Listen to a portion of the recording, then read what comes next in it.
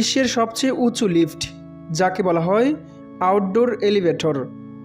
দক্ষিণ কেন্দ্রীয় চীনে অবস্থিত ওয়ার্ল্ড হেরিটেজ সাইট উইলিং ইয়ান কোর্টস বেলে পাথরের উইলিং পর্বতমালার ভাঁজে দাঁড়িয়ে উচ্চতা মাপছে সুউচ্চ একটি এলিভেটর।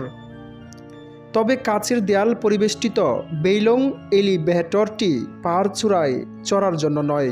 এতে চড়ে পর্যটকরা উপভোগ করতে পারেন হুনান প্রদেশের মনোরম প্রাকৃতিক দৃশ্য।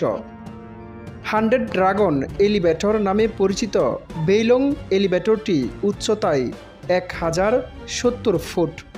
কাচের দেয়ালে ঘেরা 3টি ডবল ডেকার এলিভেটর প্রতি দফায় 50 জন পর্যটক বহন করতে পারে।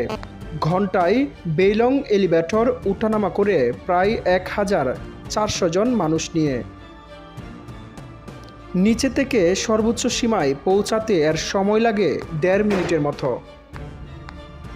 বেইলং এলিভেটরের নির্মাণ কাজ শুরু হয় 1999 সালে ও 2002 সালে তা পর্যটকদের জন্য উন্মুক্ত করে দেওয়া হয়। ওই একই বছর নানা বিতর্কের মুখোমুখি হয়েও উইলিং ইয়ানকে বিশ্বের ঐতিহ্যবাহী স্থান হিসেবে তালিকাভুক্ত করে ইউনেস্কো। এরপর 2015 সালে গিনেস ওয়ার্ল্ড রেকর্ড অফিসিয়ালি বেইলংকে বিশ্বের সবচেয়ে উঁচু আউটডোর লিফট বলে ঘোষণা করে। এই পর্যন্ত মোট 3 বার গিনেস বুক অব ওয়ার্ল্ড রেকর্ডের নাম লিখিয়েছে বেইলং এলিভেটর।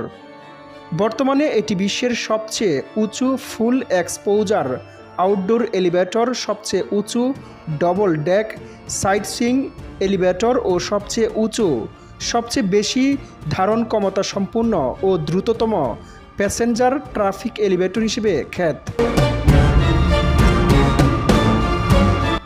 ডেয়ার ডেভিল এলিভেটরটি নির্মাণে খরচ পড়েছে $12 মিলিয়ন।